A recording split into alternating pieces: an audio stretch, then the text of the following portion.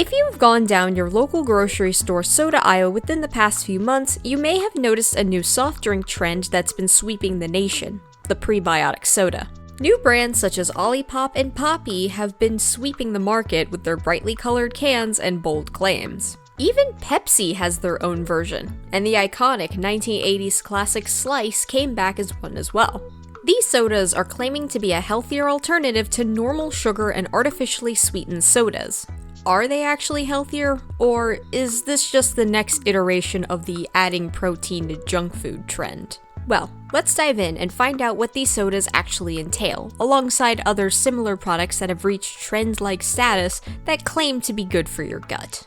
Before we begin, just a quick disclaimer in that this video is in no way, shape, or form supposed to be a replacement for medical advice. If you have any sort of questions on whether or not these foods are going to be healthy for you specifically, it's probably better to talk to a licensed doctor, nutritionist, or dietitian, as everybody's case is going to be different. Everyone's guts are going to be different, and there is no one-size-fits-all when it comes to nutrition. This video is to be informative, but also to be purely entertainment.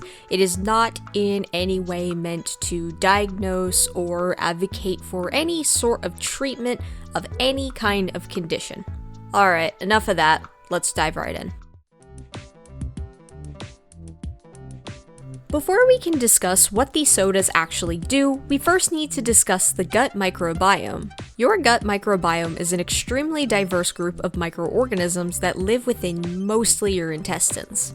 These organisms can include bacteria, yeast, and even viruses, and there are millions of them. Some of these species you may even recognize, such as E. coli, C. diff, and H. pylori. Don't worry. They are known to cause illnesses, but only if they were to escape your microbiome and end up in places that they're not supposed to be. These microbes play a crucial role in our digestion and health, and we have formed a symbiotic relationship with them over the course of millions of years. Colonies usually begin to take form around the time when you're born and continue to blossom until you're about 3 years old. As for how diverse these colonies are, it entirely depends on your experiences from ages birth to about 3. For example, people who were breastfed as babies have a more diverse microbiome than those who were formula fed. These organisms play a critical role in our health and digestion. They are key to helping us digest complex carbs, including fiber, regulate your immune system, create a barrier that prevents harmful microbes from colonizing, and may even be a key factor in your mental health. As you can imagine, your microbiome plays a huge role in keeping you healthy. Unfortunately, we have not been the greatest at taking care of these tiny living creatures. It is no secret that our traditional Western diet is anything but healthy, but our simple carbs and saturated fats are causing a number of issues with these delicate microbiomes. For example, a high intake of fats and sugars was shown to cause chronic inflammation. In a study by Bolt et al., this type of diet caused specific species of bacteria to flourish, taking over other species and even increasing the synthesis of endotoxins. As you can probably assume by the name, endotoxins are bad news for both you and the other species living inside of you. These bad species take over, decreasing biodiversity, and thus can make us sicker. This is an issue known as dysbiosis, or an imbalance of these microbes. Dysbiosis can cause certain conditions, such as intolerances, irritable bowel syndrome, and inflammatory bowel disease. And as you can imagine, dysbiosis is shockingly common. Now, it's not just a poor diet that can cause dysbiosis. Antibiotics can also do just that. Antibiotics don't just pick and choose what they go after. They just go full-on atomic bomb and will just nuke about every bacteria in your body. This is why many antibiotics can cause some unfortunate side effects, if you catch my drift. Interestingly enough, there's also been a growing body of research with dysbiosis being linked with autism. It is oddly common for autistic individuals, especially autistic children, to have some degree of gastrointestinal issues. This is a brand new field of study, so there's really not a whole lot of information out there in terms of why this may be the case, but it's theorized that mutations in the gut microbiome combined with a person's environment can cause dysbiosis.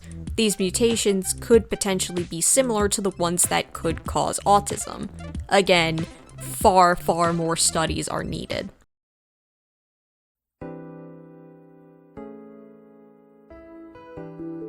Alright, dysbiosis. It's a problem. How do you treat it? Simple. Prebiotics and probiotics. Prebiotics and probiotics are terms that you often see on food packaging or in the form of supplements, especially here in the US.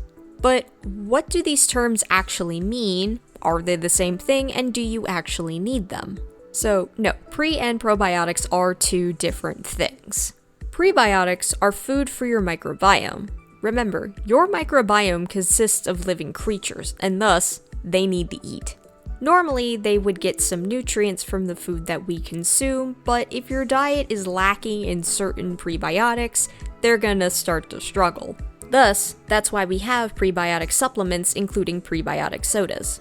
The most common source of prebiotics in the form of supplements is inulin. Inulin is a type of fiber that our bodies can't typically break down, but is used as a source of food for gut bacteria. Of course, inulin is not the only type of prebiotic. You also have pectins, which are most commonly found in fruits, and resistant starches, most commonly found in root vegetables. Probiotics are something entirely different, as they replace microbes that you may have lost with new, live ones.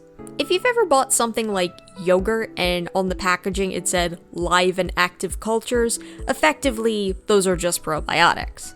It's pretty easy to lose organisms in your microbiome, as we've touched on before, so probiotics are used to replenish the biome of those either suffering from or at risk of suffering from dysbiosis.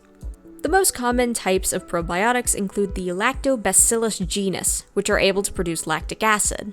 The production to lactic acid from lactose allows for fermentation of the food that it's in, which is why lactobacillus, more specifically Lactobacillus acidophilus, is so commonly used in dairy products. Lactobacillus allows for the production of things like cheese and yogurt, which are basically just fermented dairy products. So we've established that pre- and probiotics are important for your health, but that begs the question, should these trendy health foods be staples of my diet? Short answer, no. Even though these sodas, store-bought kombuchas, and frozen yogurts claim to be healthier alternatives, I still wouldn't go as far as to call them healthy. Prebiotic sodas are probably the healthiest of the three, as they typically don't contain too many calories and are often sweetened with natural zero-calorie sweeteners like stevia. They are definitely healthier than their non-prebiotic counterparts, but they are still heavily processed. As for how much fiber is in these sodas, it entirely depends on the brand, but the highest, Olipop, has about 9 grams per can. The average adult female needs about 22 to 28 grams, and the average adult male between 28 to 34 grams of fiber a day, as per the guidelines set by the USDA and the HHS. If something like Olipop was your only source of fiber, you would need to drink about 2.5 to 4 cans a day to hit your fiber goal. And that's on the high end. Some brands of prebiotic soda can have as little as 2 grams of fiber per can. If you relied exclusively on these lower fibered cans, you would need anywhere between 11 to 17 cans a day. Additionally, prebiotic sodas only have soluble fiber. While soluble fiber is still very important to get in your diet, you also need to get some insoluble fiber, as that one basically is the one that cleans you out. The verdict with prebiotic sodas is that they are a great substitution for traditional sodas, especially for people trying to kick their soda habit. However, they should not be your only source of fiber. Alright, what about every hippie's favorite drink, kombucha? Kombucha, being a fermented tea drink, has tons of beneficial bacteria. However, many store-bought kombuchas tend to have a lot of added sugar in them. Yes, some sugar will be present due to the nature of fermentation. However, many companies will add sugar after the fact to balance out the acidic sour taste of kombucha. For example, the brand Health Aid typically adds about 14 grams of sugar into each one of their drinks. That may not sound like a lot, but the American Heart Association recommends that adult females and children over 2 not consume more than 25 grams, and adult males 36 grams of added sugar a day. Drinking one of these health aids would account for 39 to 56% of your added sugar for the day, and that's for one 473 milliliter bottle. If you can't live without your daily hit of kombucha, don't worry. Kombucha is surprisingly easy to make at home. You can either get a pre-made kit or just gather all the materials yourself. Not only will this be cheaper and healthier than store-bought kombucha, but you can experiment with different flavors and ingredients to your heart's desire. Lastly, let's discuss frozen yogurt. Okay, so Froyo isn't quite as trendy as it once was, but in the early 2010s, Froyo was inescapable. Just about every corner of every town and city had something like a sweet frog or a Menchie's or something. Even like big food companies jumped in on this trend to create frozen yogurt that you could have at home. And all throughout this time, it was often marketed as a healthier alternative to ice cream, thanks to those live and active cultures and less fat.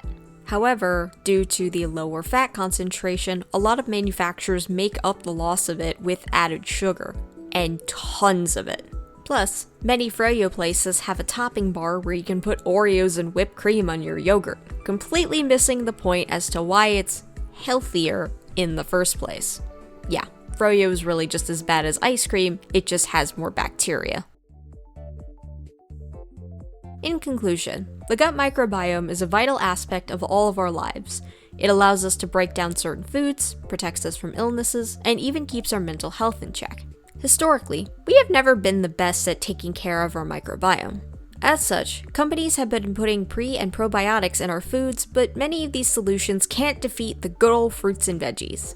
Regardless of how you do so, it's important to take care of your gut microbiome so it can continue to take care of you. Anyway guys, that's it for me today. Peace, love, and raw XD, and I'll see you guys whenever the next video comes out. Alright, bye!